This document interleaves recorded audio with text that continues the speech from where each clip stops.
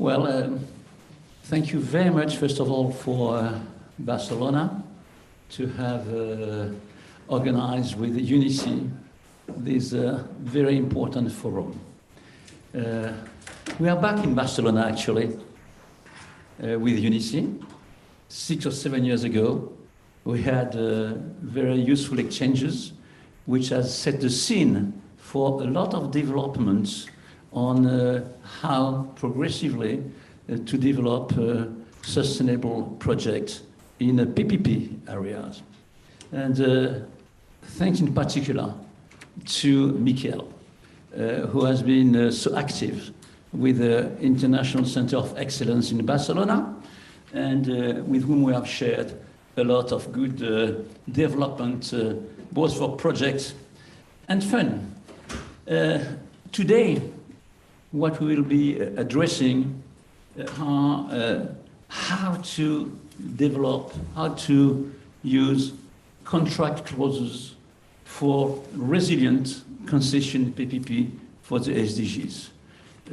Everyone knows that it is a major challenge, but before addressing the challenge, let's clarify a little bit the meaning of concession PPP for the SDGs, as this has been developed over the years, in the last few years, especially Antitral, UNECE, other international organizations, and how such a definition is now found in documents which has been endorsed by the members of UNECE as standards. So today, we essentially refer to projects where the private party is designing, building, financing, and operating a public infrastructure with a full mandate to develop the service with a direct relationship with the end users. Then it only recovers, no, it does recover from the end users primarily or mainly. We all know this is a major challenge, and at the end of the contract, the infrastructure in good operating conditions and the service in good operating condition is transferred back to the public authority without a fee, or unless it is specially agreed for. So this is essentially our topic today. Next slide. Now, what do we know? We know that traditional PPP has the most uneven track record. In most countries, PPP, which intend to provide essential public services to the citizen, either do not reach financial close or become project in distress after a few years only.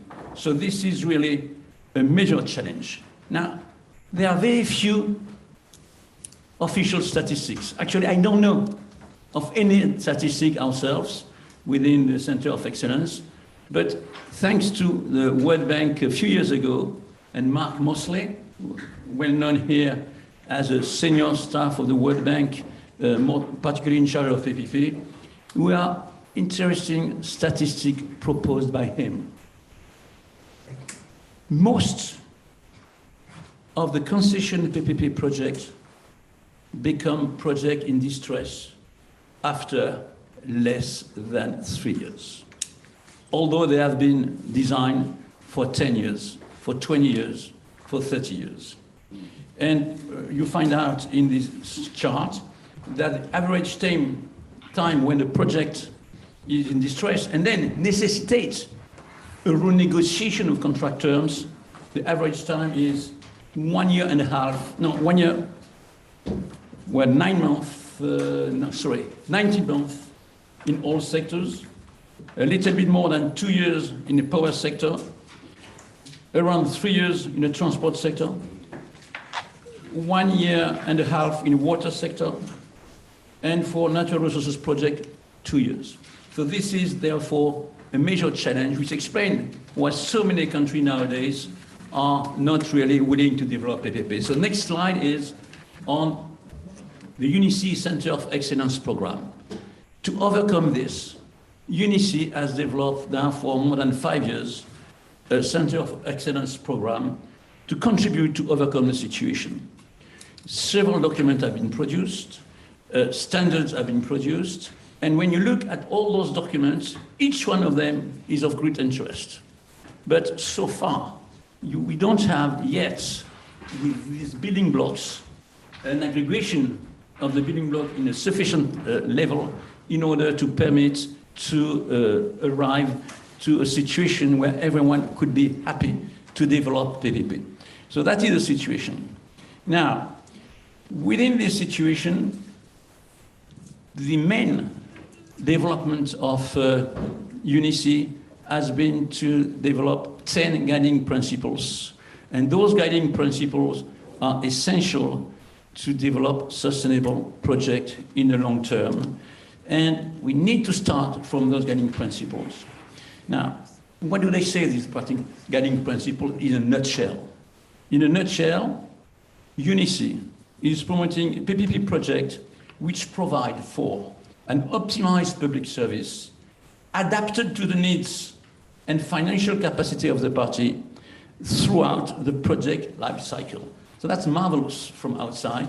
Now the question is how that can translate really into a contract document. How do you translate this marvelous provision, always adapted to the need of the people, to the financial capacity, affordability, in spite of major changes, major disruption? How do you translate that into contractual document and contractual template? This has been the next slide. This has been the object of the UNECE International Center of Excellence program for 3 years, gathering team of experts in order to find out how to reach this magic result. The outcome is what? The outcome is now a list of clauses and guiding principles which has been endorsed by the UNECE member states as now recommended contract provision for concession PPP contract. Next slide. You can find that easily on the net. This is the reference. And what is the content of this document? I will not have time to develop, but essentially here you have the plan. The essence of this document is to be inclusive, taking into account most of the common issue which impair the development of PPP all over the world, with the most common solution which are more or less identical or at least similar to all countries and projects. So that is the document. And today what I'm proposing is to see with our panelists whether this document is up to the job, i.e.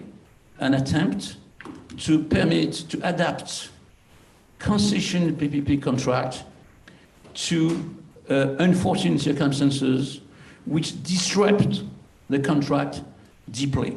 It could be economic, it could be COVID, it could be a situation of change in technology, it could be force majeure. Many issues could arise. And what we know with experience is that we know for sure that any one of those issues, unforeseen, unexpected, will arise in a 20, 30 years situation of AP. We know that. So then we know that we don't know. That is the starting point of putting together a new breed of clauses. And those clauses are a black box in this document. Those clauses are essentially based on an agreed vision between the parties. What we want to achieve. What we want to achieve now, tomorrow. How the public service will be delivered in practice. How the people have the chance to be satisfied after 10 years if this occurs. And then how each party should behave in order to have their common objective. It's not a personal objective of one of the party. It's a common objective to develop a public service always adapted to the need of the people. So the interest is not the interest of one contract person or the other contract person. It's not the interest of the public person or the private person. It is the interest of both towards the public, and that is the key. Now, in order to reach that, you need to have a common vision at the origin. That's absolutely essential, that everyone understand that they are not negotiating a contract between two people or two organizations. They are negotiating on behalf of a public service to be delivered for a long time. So then, once you know that, the idea is now to have references, which are references and economic, financial references, which permits to see how the project is developing, and then when there is really an issue which needs to be addressed to continue to deliver the public service. The second point then, when you have those references, is to see what are the situations which will permit, by those references, to both parties to continue to agree within the contractual term, without renegotiation, within the contractual term, to agree to adapt the service, the price, the scope to the necessity. And the last one, of course, is what is the process to do that? What is the process? What is the partnering process to use, to try to use in order to do that? So those three items are the ones which will be debated by our very estimated panelists. So I turn now to Maude Vallée. Maude is from the African Legal Support Facility, Division Manager, Head of Operation. I know Maude for a very long time, and I assure you that she will make a very good presentation. Maude, the floor is yours. Thank you, Marc. I think I don't need the mic because we have mics here.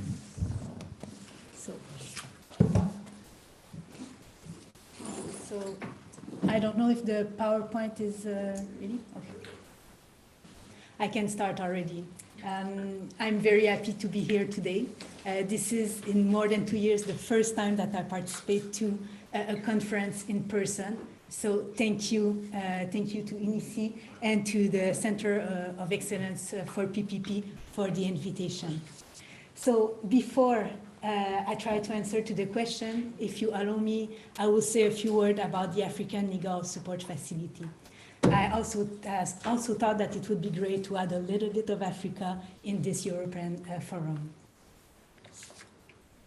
So the African Legal Support Facility, it's an international organization that was established in 2008 by the African Development Bank, and that it was at the request of the African Ministers of Finance.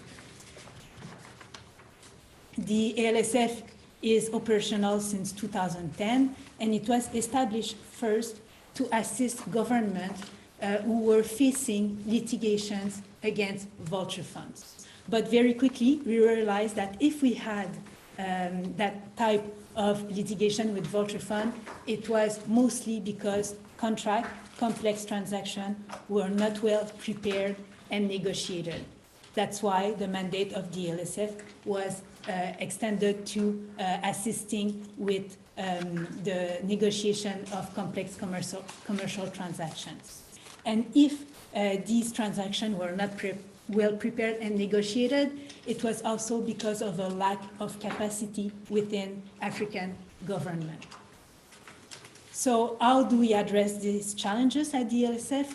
First, we assist with the structuring and the negotiation of complex commercial transactions in the sectors of extractive and natural resources, sovereign debt, PPP and infrastructure, of course, including the power sector.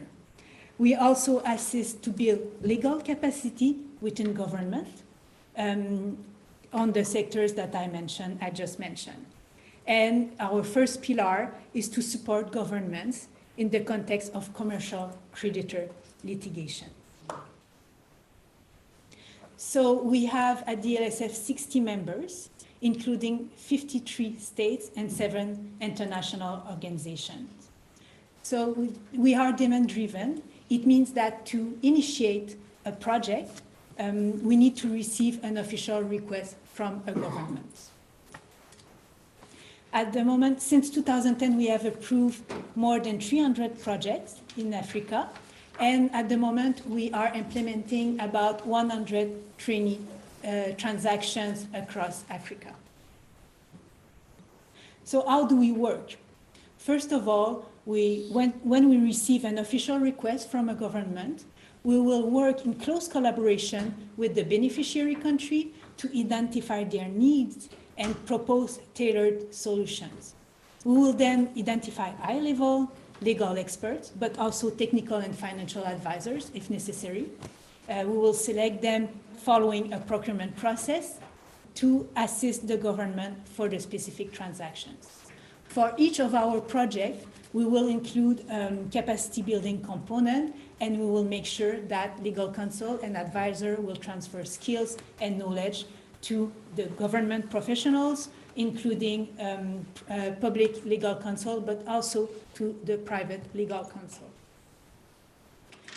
So in the PPP and infrastructure area, we will assist with the review of legal and institutional framework, for instance, with the procurement process, with the structuring of the transaction. Of course, we will assist with the negotiation of the PPP itself, and then we will continue our assistance during the post-contractual management of the project to make sure that the projects will be implemented smoothly.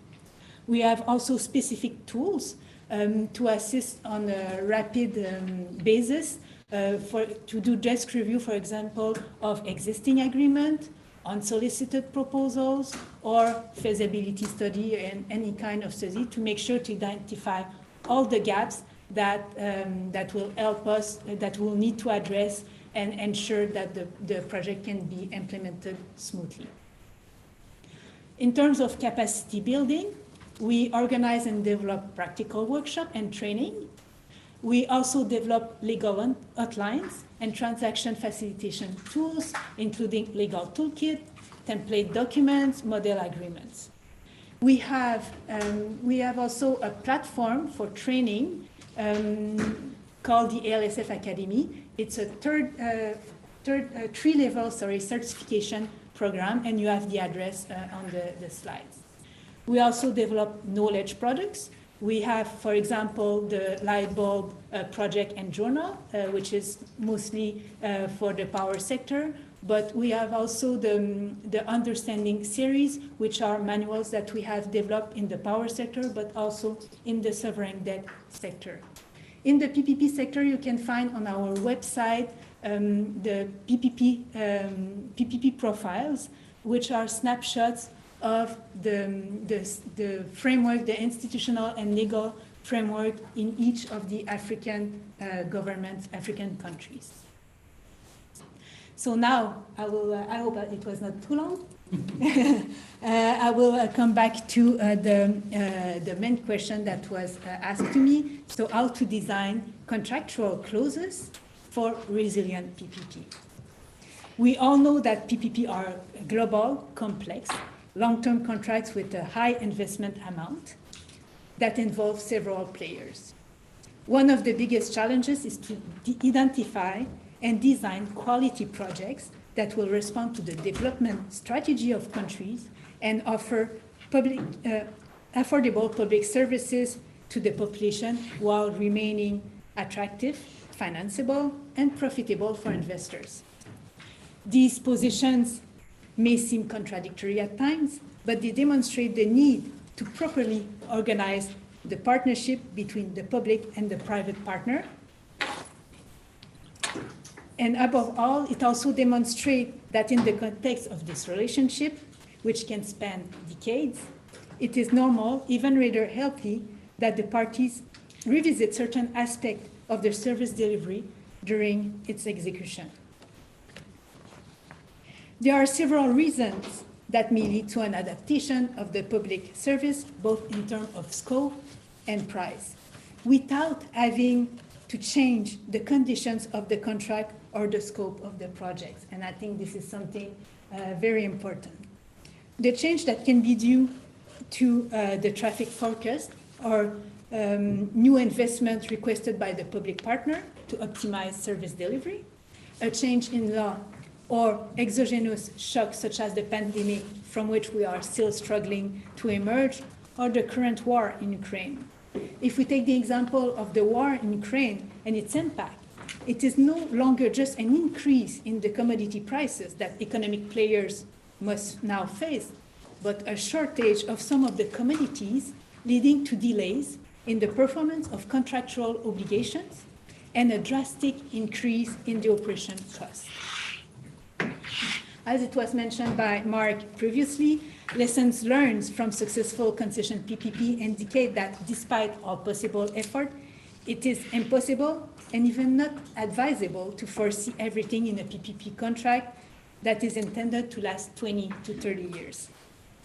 The LSF is, for example, currently supporting a government in Africa with the implementation of a concession agreement for the operations and maintenance of an existing port. For this project, the public and private parties chose to structure the contract in such a way that it would be binding for an initial 5 years period following execution, with the options to extend the contract to a much longer typical PPP term contract following the negotiation of a long-term plan within the course of the initial 5 years. These are all strategies that may be employed by parties seeking to use the PPP model, but that may be constrained by time and other factors. It is, however, important to ensure that value for money and people are maintained, even with the provision for renegotiations. A renegotiation is then not necessarily a failure and can often allow the partnership to breathe. It is, however, essential to explore how renegotiation can be avoided in concession PPP, or at least organized as best as possible by using an innovative set of contract terms derived from a platform of core principles and interrelated clauses setting the scene for resiliency. As a starting point, and once again, I will just repeat what Marc said previously, it is essential for the parties before discussing detailed contract terms to agree on common objectives which will define the long-term relationship. If we look at the preface of the recommended clause in concession contract in People First PPP, we can find examples of common principles. These principles were listed by Marc, so I will not repeat them, but the question is then, how do we translate those objectives in a durable partnership? How do we make sure that when drafting the contract, the parties will find the right balance between, on the one hand, legal certainty, by the introduction of as exhaustive as possible clauses, and on the other hand, a certain flexibility inherent to any long-term contract. A first answer to this question is to ensure that the PPP concession is based on a sustainable partnership. And this is what the guidance notes under Article 1 provide for. You have here the notes. The recommended clause in concession contract in People First PPP also give us additional answers by proposing resilience mechanism that will bring the necessary flexibility to adapt the PPP contract to unforeseen changes and restore the economic and financial viability, the financial contractual balance viability when necessary, while preserving the accessibility and affordability of the public service. The first step is to ensure resilience in the long term will be for the parties to reach for a consensus on the economic and financial provisions underlying their contractual relationships. The first paragraph of Article 25 provides that the project is based on provisional accounts and a project business case annexed to the contract. In this framework, the economic and financial viability is an essential contractual concept to be agreed upon by the parties before the contract signature. Article 1 of the recommended clause also defines the economic and financial viability as indicators or series of indicators deriving from the project business case and representing the common expectations of the parties for the project cycle at the date of signature. It is then important for the parties to be able to evaluate in the simplest way possible and at any time during the life cycle of the contract the economic and financial viability. To do so, the UNECE recommended approach is for the parties to agree on the term of the project business case. You have here the definition of the business case. It is often said that PPP means prepare, prepare, prepare. The business case stage corresponds exactly to this need to plan as far in advance as possible. The business case is a critical stage at the inception of the project to analyze the problem or business need to be addressed, the benefits that the government expects in successfully responding to the problem, and the strategic response that will best address the identified business need. The business case will include all the common expectations of the parties for the project life cycle at the date of signature and all the parameters to take into consideration to be updated during the life of the PPP. If we take the example of PPPs under development during the pandemic, COVID-19 induced disruptions that have undermined the foundations of PPP planning and design for a prolonged period, with the necessity to review some of the financial and operating assumptions. The economic viability for the public sector, the financial viability and bankability for the private sector, the appropriate risk allocation, value for money, as well as the financial structuring, including the related requirements for creditors providing the funding, are all factors that had to be reconsidered and that should be addressed by the business case. For existing projects, managing cost increases have often been a challenge as well. Financial difficulties have been aggravated by the lack of availability of workers, suppliers, or subcontractors, the need for health measures to be taken to ensure the safety of project sites, and supply chain disruptions. Disruptions have often required a review of original plan, the injection of equity, changes to volume and terms of financing, and new guarantees or other risk mitigants needed for a project to move forward. A well-designed business case can then help to address these issues. To facilitate the design and use of the project business case as a reference throughout the life cycle of the PPP contract, UNECE recommends the following clause. And this is Article 24.2 on financial and accounting statements. So the clause should provide that the financial and accounting statements for the concession shall be established in conformity with the matrix and pro forma statements. The same matrix and pro forma statement shall be used for the initial establishment and subsequent updating of the project business case. An update of the initial project business case shall, in all instances, be drawn at the date of commencement of the commercial delivery of the public service. So within the context of the SDGs now, it is also important that the business case contain people-first consideration, such as the impact of the project on climate change, and the mitigating factors to be incorporated within the design, construction, operations, and maintenance of the project as applicable. It is important that the financial implication of the inclusion of these people-first considerations also be highlighted in the business case. If we come back to Article 25, there is also the principle according to which the concessionaire is expected to recover its investment entirely or mostly from user fees in a situation where both parties recognize that the concessionaire is entitled to have a fair return.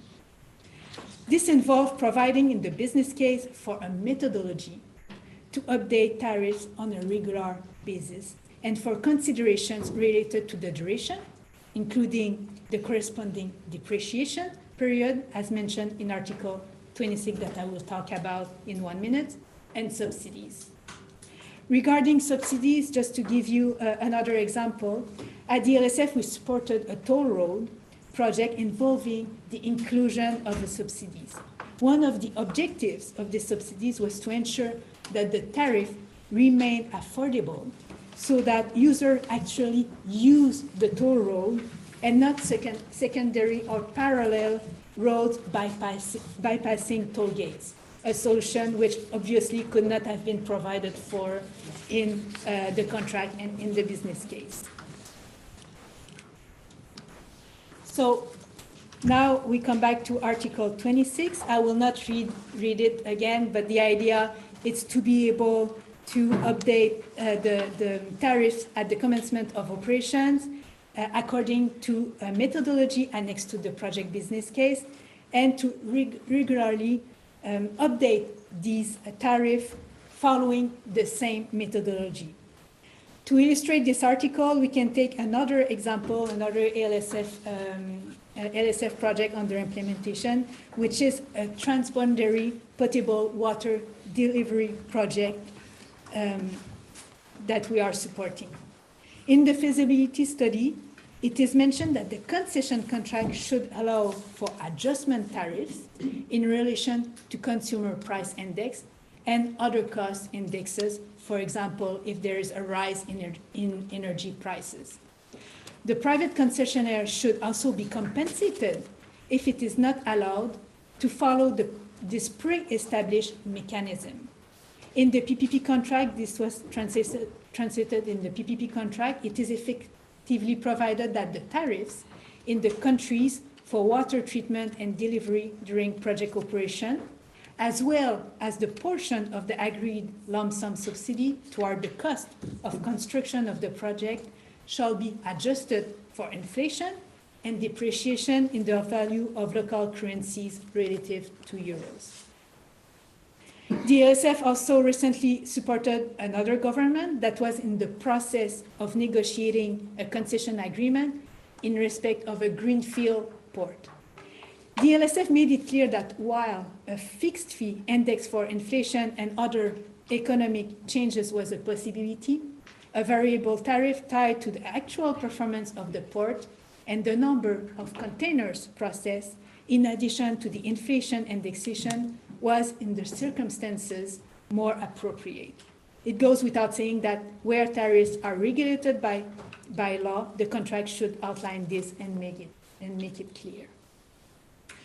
Another important mechanism to consider to ensure resiliency is related to the methods for adapting the public service to future needs and affordability considerations. These methods are based on the principles detailed in Article 20. The clause in the contract should provide that the concessionaire guarantees, subject to the provisions of the contracts and applicable laws, the equality of treatment for the users, continuity of the public service, and if justified by public interest, the adaptability of the public service to the need of the users. In any case, the implementation of these principles, which translate a certain number of rights of the public authority, leads in return to the right for the private partner to restore the economic and financial contractual balance. These questions will certainly be discussed in more details by my co-panelists, but we can imagine that this can result in a right to compensation in the event of hardship, for instance.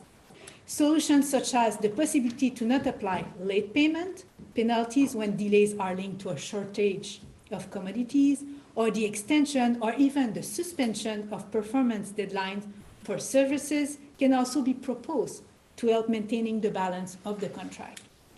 To summarize, these resilience mechanisms are likely to maintain dialogue, organize the response to unforeseen changes, help to regulate the PPP contractually, and thus allow it to deal with unexpected events outside of the control of the parties, in addition to optimizing returns in an economic, financial, and social sense simultaneously. Thank you.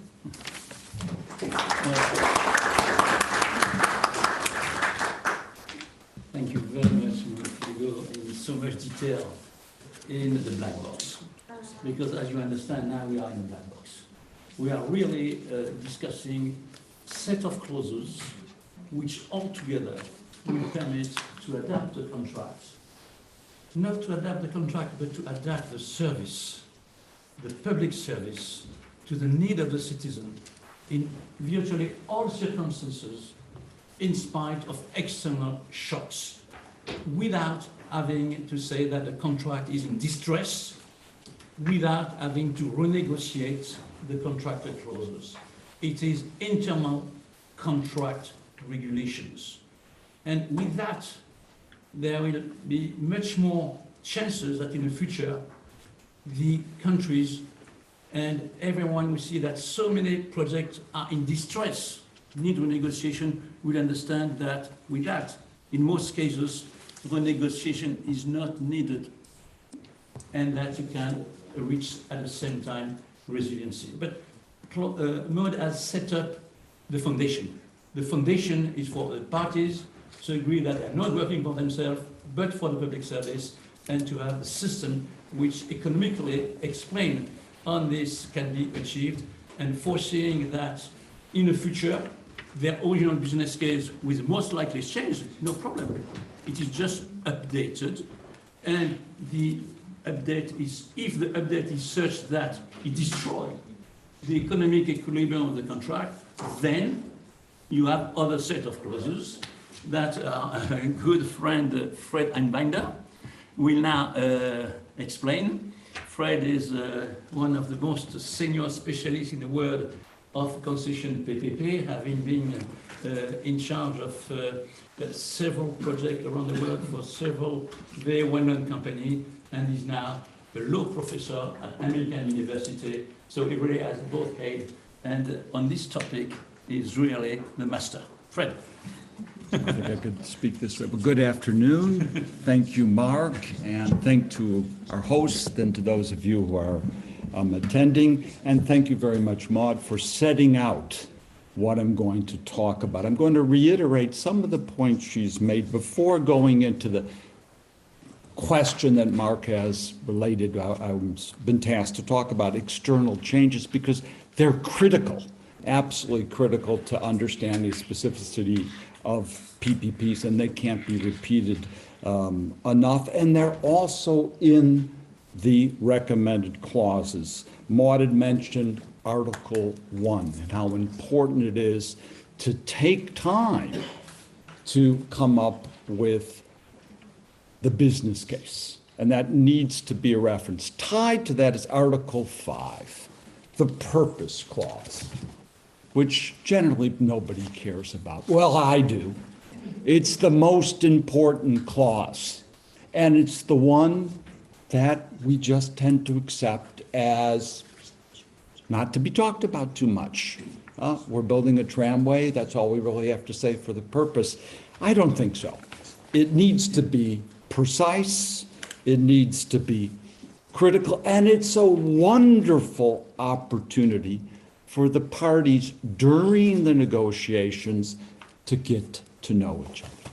We shouldn't view the word negotiations, at least initially, as a negative. By negotiating in long-term contracts, and PPP concessions are always long-term contracts, you get to know the other parties. You get to have disputes. It's better to get to know what are the concerns, what are the personalities of the other parties at the beginning than when we're in disputes years later, okay? You also set up relationships. They begin to know, well, Fred's a little crazy on that, but he's okay on that. It's very, very important. So take the time necessary and don't even bother. Don't even bother if it's not personal. Everybody's talking about digitalization. Oh, yeah, it's great, you know. I don't agree. Projects don't work unless you, long-term, unless you have the party across. Huh? You could be transactional, one thing, and what do you call them, vulture funds. They could do that without any personal feelings because they don't have any. But we're dealing, and that's fine. They're there to make money, and they do. Okay, great. We're here for people first. So you have to get to know people. How do you get to know people? By contracts. And I've taught contracts for a long, long time, and it's real complex, and it leads to lots of riches, particularly in London and New York law offices, a little bit in Paris, but not that much. But really it all comes down to the realization of reasonable expectations induced by promises. Well, how are you going to know what the expectations of the other parties are if you don't sit down and hammer out the purpose clause? This new model, concession, PPP UNECE, is just wonderful. It goes through, those of you in the PP units, all the different things you're going to do and this and that, although you probably don't have the funding to do it. And I just think that's wonderful. But it also needs to be done, speaking to the people in private companies, because of course we know everything, we know how to do everything brilliantly. No, we don't. We actually do know a lot of things, but we often have the same problems as the public sector. We don't cooperate. So what's critical before you get to the purpose and throughout the entire project, and it's been talked about in the morning, cooperation is to get the engineers together with the lawyers and on the other side, if you can call it the other side, civil servants, and get them talking, get them yelling at each other. That's, of course, easy to say. Is it easy to do? Well, of course, in private companies, when you have a hierarchy, it's easy to do. The president just says, no, it isn't. And one thing that is often forgotten, and I want to stress, is this is interdisciplinary and the disciplines don't understand each other. You know, we're all culturally sensitive, that's great. Try to get a civil engineer to discuss things with a mechanical and electrical. You can't do it. They don't like each other. They don't deal with things. So you get me. I'm a lawyer. They'll actually listen to me. But I don't know how to handle lawyers, particularly really expensive ones. As general counsel is concerned about the budget, you know, and I have problems. So maybe the engineer can jump in and say, what are you guys talking about? And the answer is usually, we don't even know. Remember fitness for purpose? Fitness for purpose. Seminars 15 years ago, the whole time we'd argue about fitness. It's English. I'm American, as you might have noticed, but I tend to be very French-oriented. Fitness for purpose. How can you debate fitness for purpose, which is a stupid debate? Of course, the thing has to be fit for purpose, without knowing what the purpose is. So I'd recommend to get off this is you do that. We need political will. Projects that have political will work, whether the contract's good or not. Projects that don't have great political will, you really kind of need the contract. Bring in the mayor. Bring in, not in the negotiation, just ask the mayor sometime, what is this project about? What are you intending to do here? And you might be surprised. I've never done that, but I think it'd be a good idea. And that would make one wonder, are we really going the right way? And are we being people first? Okay, very, very important. Maude is what Article 20, I'm so glad you mentioned it. Continuity. The show must go on. And for the private party, this is a good thing. The finance people don't think so. Dealing with, by the way, a little point about that. Dealing with finance people is impossible. I'm sorry if if I've offended, but you generally don't get offended because you think you're more intelligent than us, and you are. But you have to get finance people. I heard it in the morning, Stuart, I guess the name, talking about the Treasury in the UK. All countries are the same. The finance ministry is its own state. It is, because this is the way they think. So why don't we get somebody from the finance ministry to talk to the finance person in your company who you've never seen, okay? Who's just saying no all the time. It'd be very, very useful, and over again, the continuity, long-term. If the company stays with it long-term, it'll make money. I got one example. I wasn't personally involved. Barcelona. Company made tramways, which is great because tramways really save energy. They're climate change. We didn't know about climate change back then, but they don't use hardly any energy. It was a disaster. Distress, everything. That's all we heard. Barcelona, they're going to kick us out. We have to leave. And then it just kept on going and going. I don't know how. And all of a sudden we started making lots of money. And people in Barcelona, this was years ago, were happy, and we were happy. If you stick with it, it works, and that's going to relate to what happens when there are major challenges. Just one word I can't resist talking about: performance parameters. If you're going to define something that makes sense to engineers and will make the project goes, it's performance parameters. And these nowadays, and it's in the model, can include environmental, energy. What about those tramways? We wouldn't have talked about that before, but now you could say it'll use so much electricity, which is a lot less than pretty much anything else. And you can even have an LD, liquidated damage, if it doesn't. And maybe a little bonus if the engineers, who always say they can't do it, but always can, because you give them something to solve, they'll solve it. If you give them clauses to negotiate, no. Okay? And push that. So companies sometimes get scared of parameters. I don't. I think they're wonderful. The more the merrier, because then companies like certainty, engineers like to work to solutions, then they can say, oh, I have to meet this performance parameter, and if I don't, the company pays so much money. Tramways, again, I keep them coming back, power plants a lot, but tramways, I think, are easy to demonstrate. Noise. Noise is one of the greatest sources of pollution. Think about it. It affects all of us. It's terrible. We don't think about it much. Tramways, we couldn't make the tramway noise. This was in Bordeaux.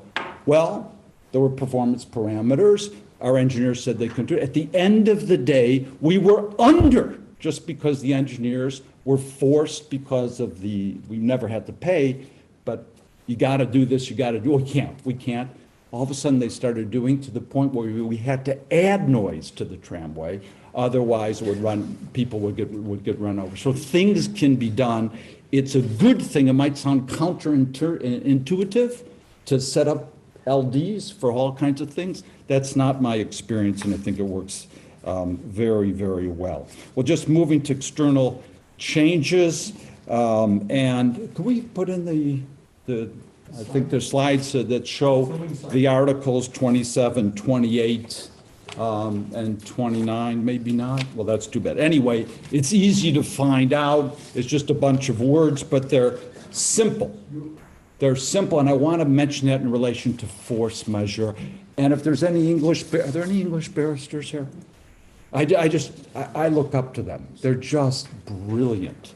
You go in there, they look at the contract that you've negotiated, and you spent years on it, and they look through, and they go, I've perused the contract, and it's inartfully drafted.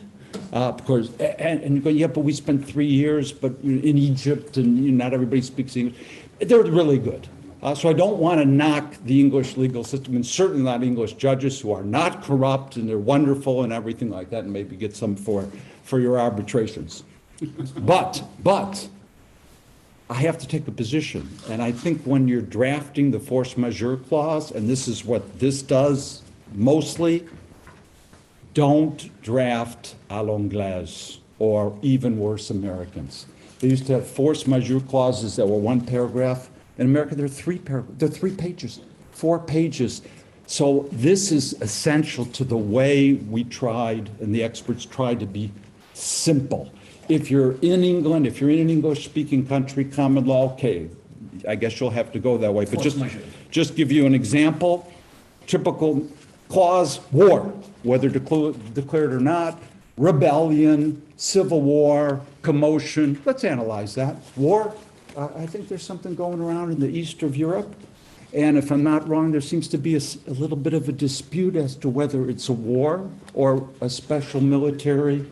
The Civil War, I'm from Illinois originally. Lincoln, by the way, we never had a civil war in American law. You could look at that. You could Google it, do whatever you want. There is no indication in any official document of civil war. It's rebellion. Those states or portions of states were in rebellion because we couldn't admit we had a civil war. That would create all kinds of problems. What's my point? And then you go into natural disasters. If you have to negotiate and then deal with these things, any good lawyer will be able to argue that this war isn't a war, this rebellion is rebellion, and people have different positions. What is terrorism? Well, we all know, well, somebody might, Bashar al-Assad had a different view of terrorism and civil commotion than others. So I would suggest just going for the very definition of the force majeure. Sorry, but under French law, because we invented it, and it's just three things: external, not preventable, and unforeseeable. Well, everything's foreseeable, but not reasonably foreseeable, and go with that. That's, I think, an example, Article 28, of how one can be simple. I'm not even sure I like the EG, okay, but you see the point. If you don't have to use the more complex situation, that may be a better way of doing it. Now on questions, and Maude's done a very, helped me a great deal, because it's not just war and natural disasters, the pandemic, all the effects of force majeure in that respect. This was changing our views. The war in Ukraine is having effects beyond the country. How does one deal with that if one has a PPP? Well, with great difficulty, and I don't have a magic wand. I'm glad Marc has not asked me, do I have a mechanical statement on how to deal with that? I don't. But I have certain suggestions. Inflation, because that's a concern. Remember inflation? We kind of got rid of that. Alan Greenspan back 20 years ago, who, by the way, would write inflation clauses when he was a simple economist, and they were horrible. And there's case law on it. So that shows even Alan Greenspan, who ran the world for about 12 years, had trouble with inflation clauses. Why? Tried to make them too complex. So for this type of project, in the general, it just takes something simple, even if it's not perfect, but you can provide that the parties can sit down and discuss if it turns out that the inflation index, which economists are generally pretty good coming up with, it just doesn't work. Just doesn't work. So as Maude pointed out, not renegotiation, and Marc is making a very good point. It's not really renegotiation, but having a framework that allows people to keep on talking from time to time without redoing completely the contract. I believe that's what you were saying. So you could do an inflation. I think that's a pretty easy thing to do, with a statement that if it goes beyond, if all of a sudden inflation hit 40%, well, that couldn't happen. Well, it has. Then the parties are obviously going to have to sit down and discuss matters. Well, the biggest problem is, how are we going to get funding? Well, one would anticipate that, if one can, with a contingency fund, but it's limited to what you could do. But at least that's some seed money to help the private company, particularly during the construction stage. That's the most dangerous stage, because they're not getting any revenue from getting perhaps some money. One pretty easy thing to do, you extend the concession. You extend the concession. It's not an ideal solution, but it's a solution. And in a situation like the pandemic, where if you're in a transport type thing, nobody's taking your tramway or going on your toll road, or you can't get workers, all the points that Maude has made up, that might be a solution. A user a user concession, you may have to not convert it, but bring in some subsidies in that respect, or even on working the other ways.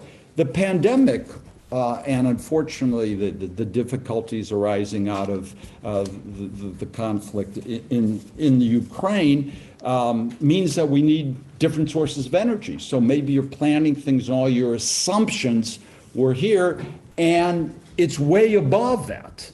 Well, maybe you can share some of that with the government, or maybe in a take-or-pay power plant, you might have a private party who can't get the energy that they used to, let's say gas, some big energy company, Total Energies or something, but want your type of energy, which isn't gas, and they can enter into that point. So how do you do that? I'll just end with that.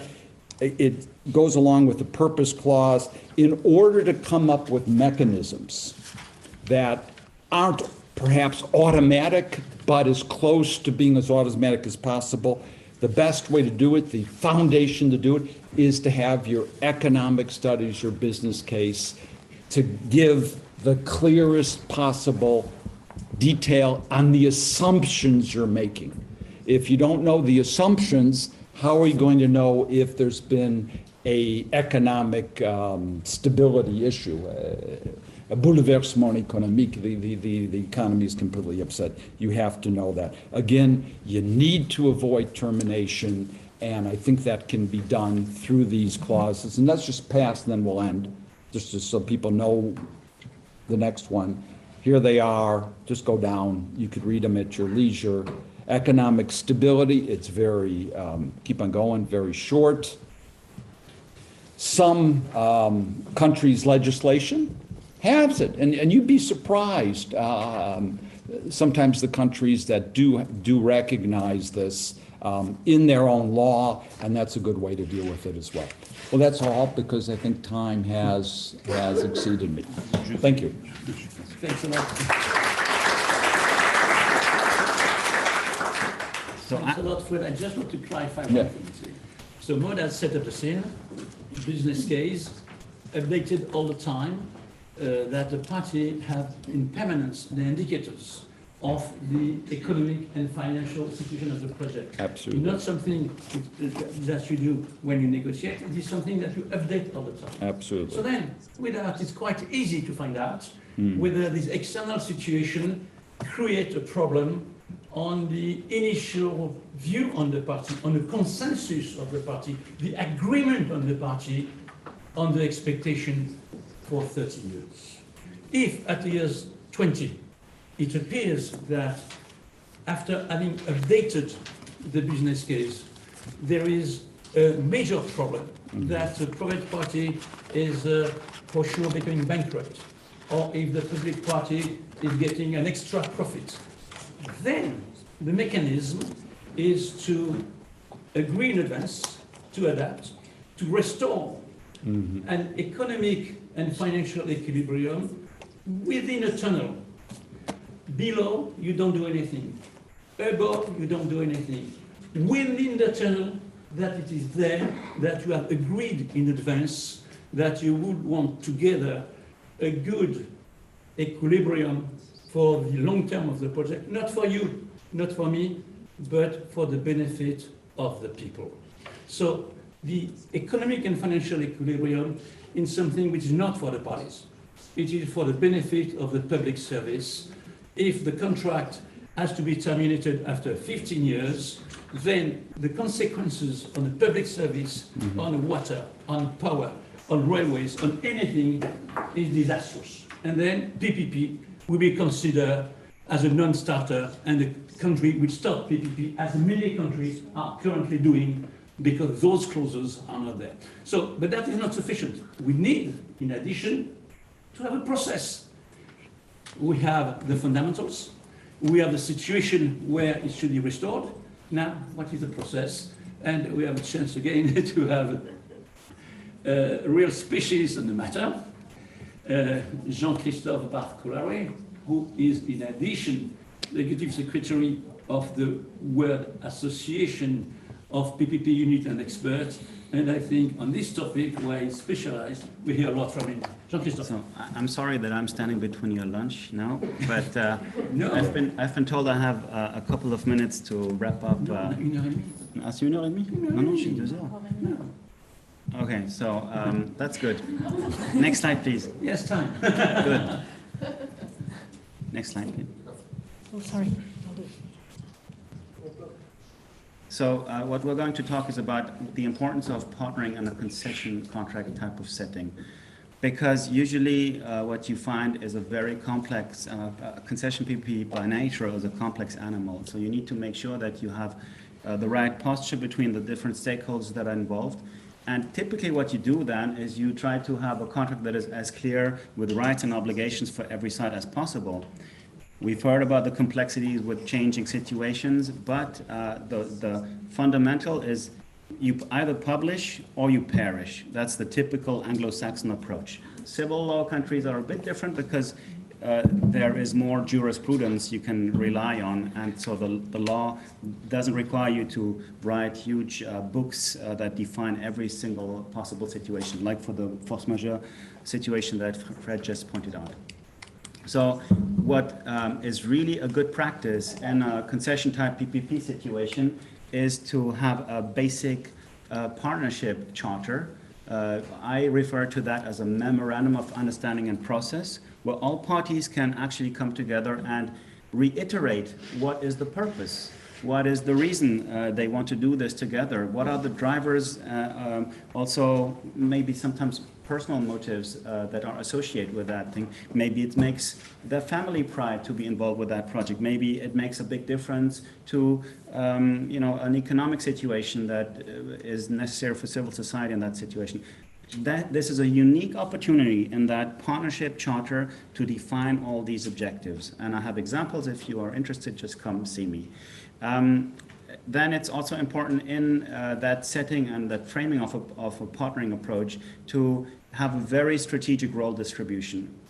You are going to be married for a very long period of time. You're not talking about a 2-year contract typically in a concession type setting. You're talking about 25 years, and if we want it now to be green and regenerative, this has different requirements, and you want to be able to relate to that in this very high level, but very stakeholder personal document, that partnership charter.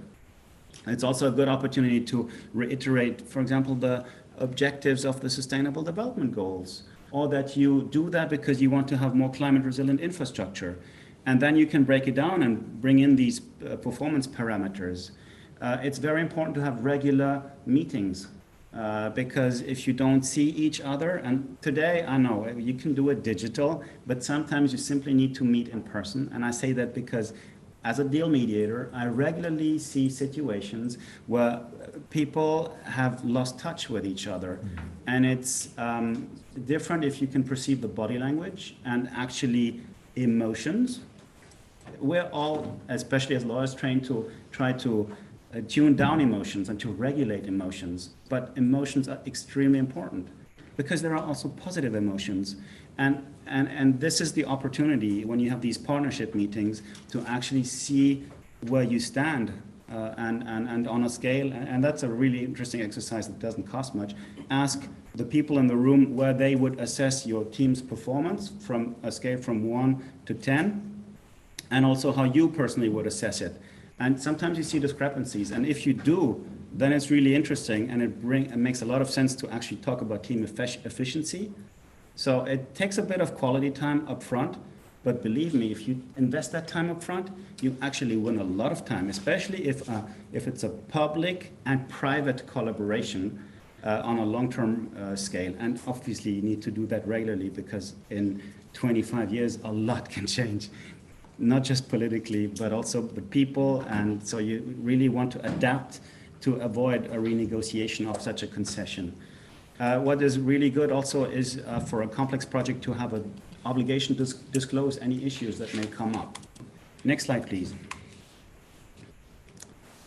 This is one of my favorite topics. How often do you see visualizations in contracts? Very seldomly, but there's actually real value to this because it turns out that if you look at a visualized contract, and there's a discipline called legal UX design, so legal UX, user experience, right?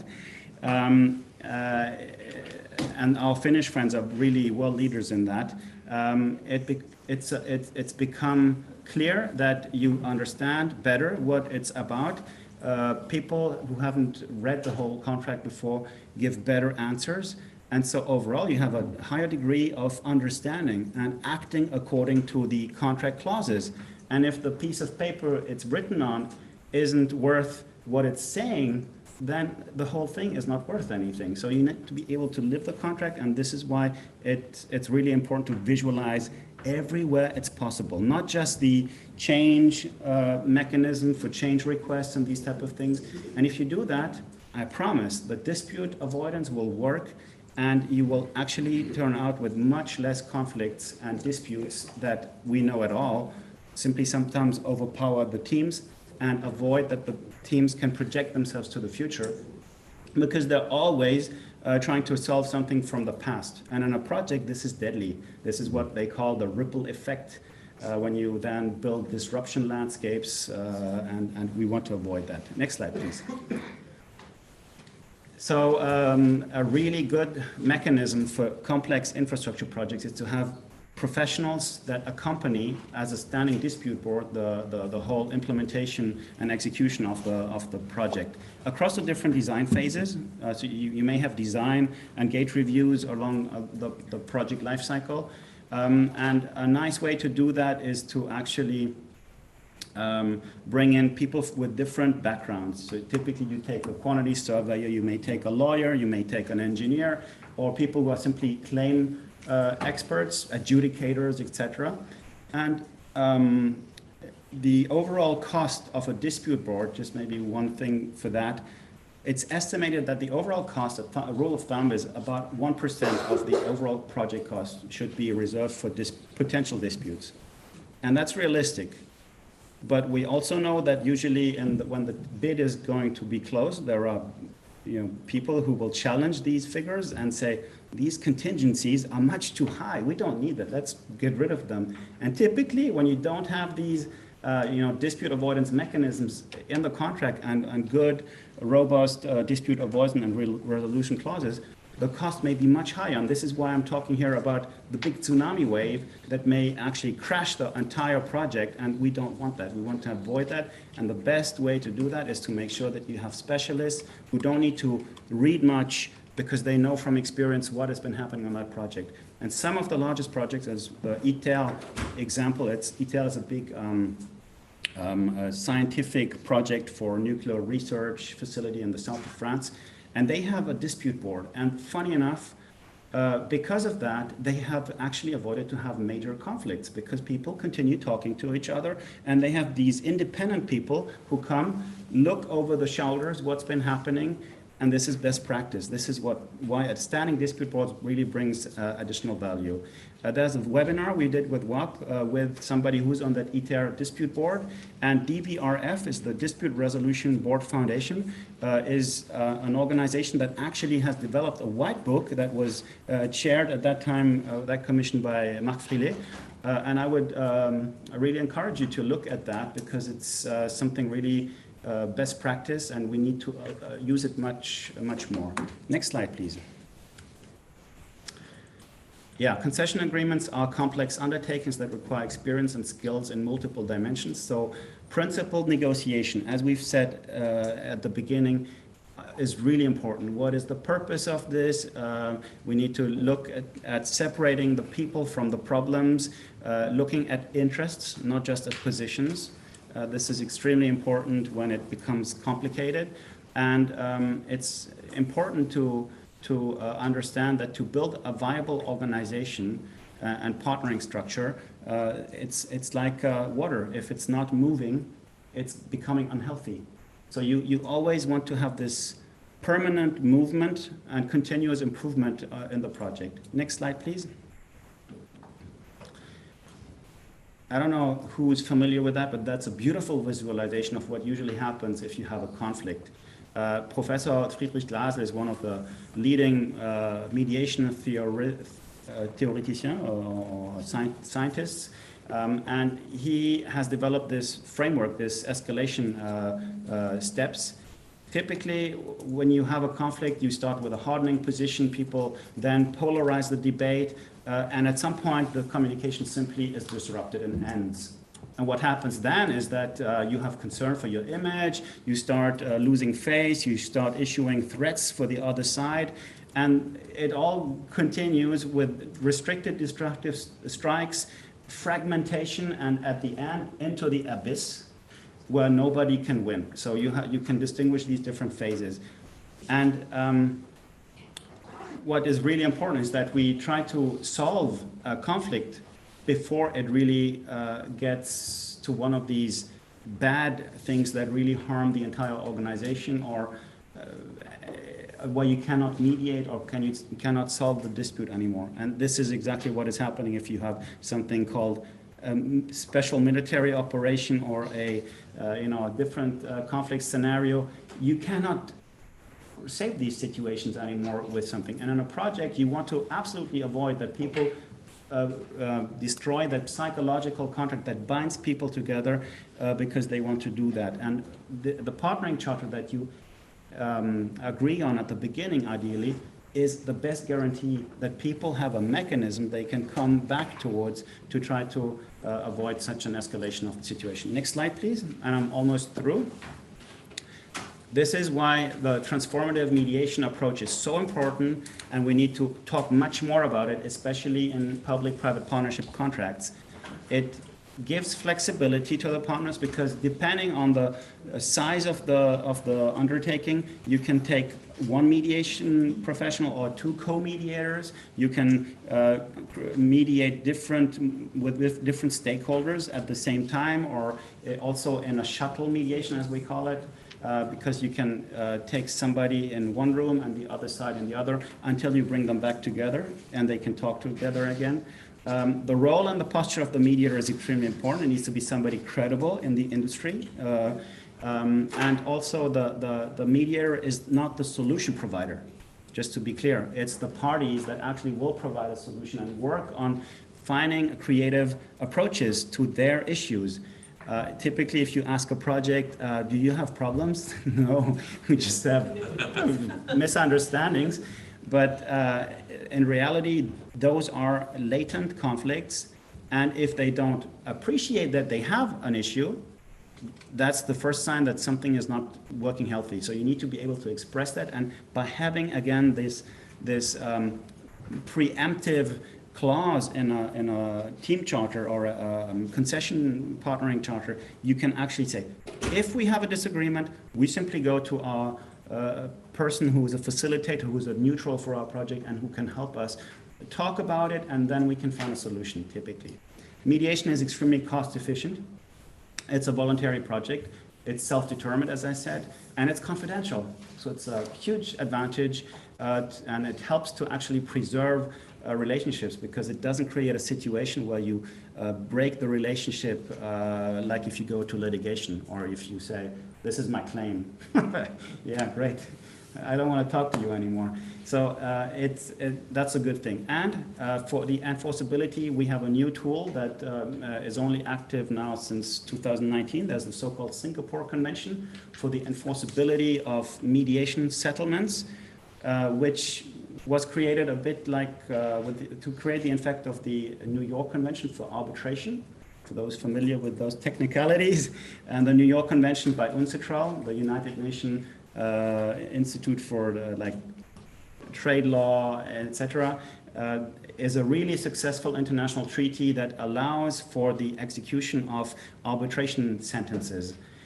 It's much more efficient than going to a state court and asking for the exequatur of a state decision, because it's a multilateral treaty.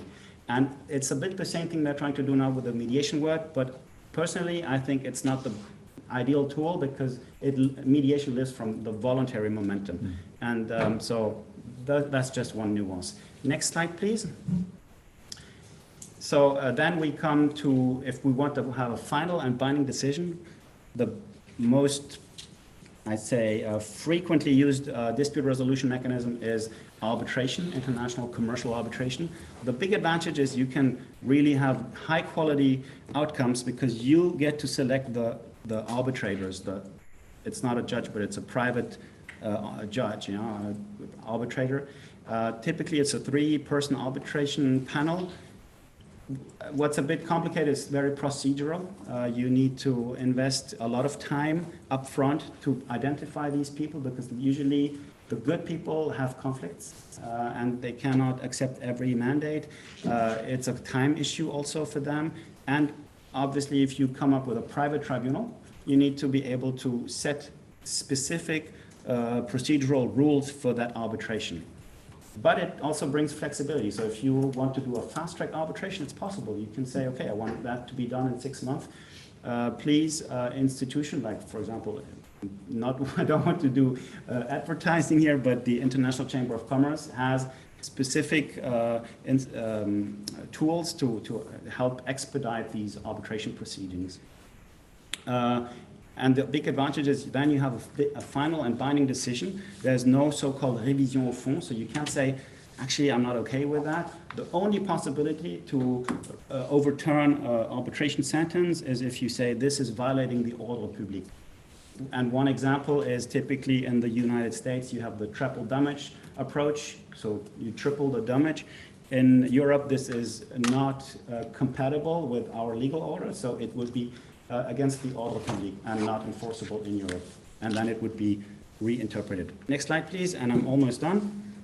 So to sum it up, effective dispute resolutions is a whole package of things that can be done in a concession agreement to ensure that you deliver good results and not just propose something without making sure that you have the tools to actually execute on that. I like the quote at the bottom, organizations and cultures like water become stagnant and unhealthy without continuous, I don't see it, movement and change. Next slide, please. Okay, this is about WAPPP, so I invite you to join us. This is the way we're organized from our governance. We have different regional chapters and a council of PPP unit heads that is really their forum where they can exchange on their priorities. And next slide, and I'm done. Thank you. Thanks a lot. Well,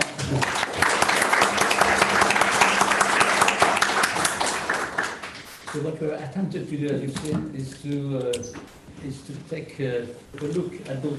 Sorry. We have only attempted to put together 3 sets of clauses, which are essentially the black box of what we consider as being essential for resilience in concession PPP. And your last comment on arbitration are very important.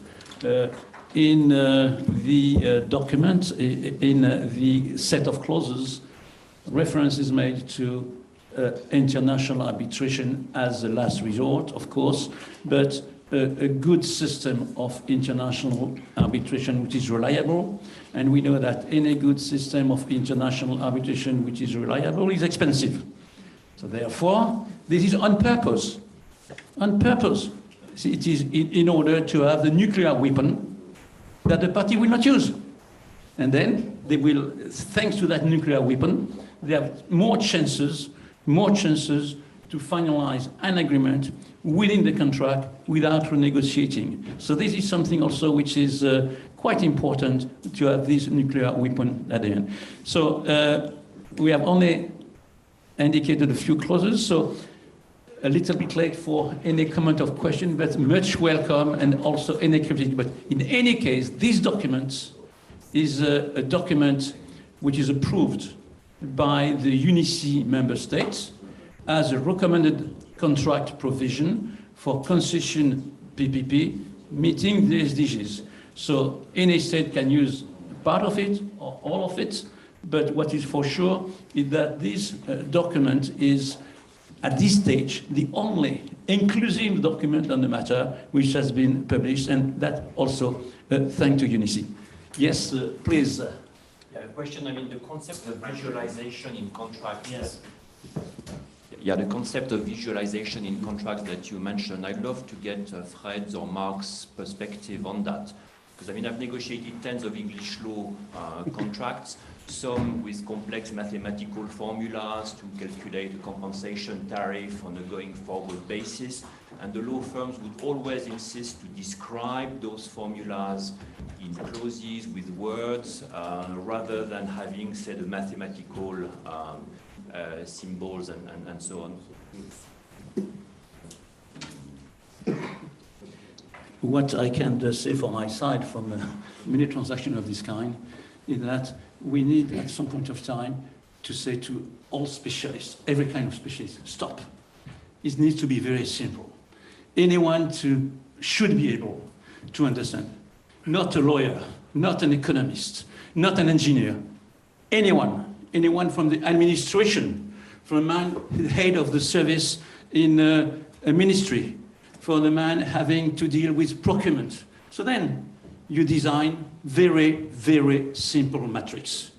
But designing simple matrix need to have a lot of knowledge of the various issues in order to have a good hierarchy on the matrix. It's so simple to have 1,000 of pages. Look at that and we find a solution. You will never find a solution in 1,000 pages.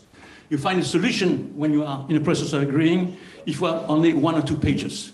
And now there are matrices. The practice in the years of many projects now has developed matrices, very simple, and images, which permits to everyone to much more simply understand and pinpoint things which they think are important and critical. So the future of visualization, in my mind, is absolutely essential, and it works for everything. Just to give you another example. When you are in a developing country, I remember a project in Madagascar where we had to try to understand with the stakeholders, with the population, what they would expect from the project.